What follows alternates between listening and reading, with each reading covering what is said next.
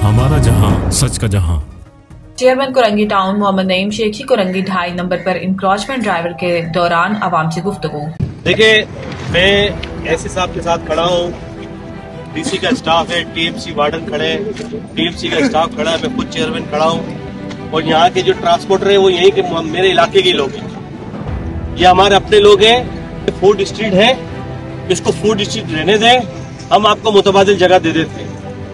मगर कुछ दोस्तों ने नादानी के अंदर कोर्ट में स्टे कर लेके आ गए, गलत लेके आए। मैं इनको समझाता रहा, मैं इनको बताता रहा कि ये गलत स्टेप लिया है आपने।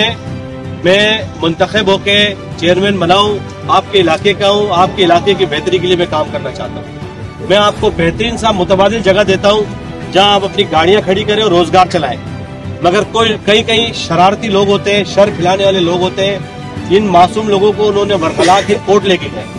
कोर्ट में ये साबित नहीं कर सकते थे कि ये गवर्नमेंट की ये स्ट्रीट रोड को हम पार्किंग की जगह बना ही नहीं सकते। कानून भी नहीं कहता, इखलाकी तौर पे भी नहीं बनती, क्योंकि साबिक चेयरमैन ने इसको डिक्लेयर की हुई फूड स्ट्रीट, एक करारदाद पास हुई हुई कौंसिल से, उसको कैसे हम पार्किंग के अलाट कर सकते हैं? नहीं होता।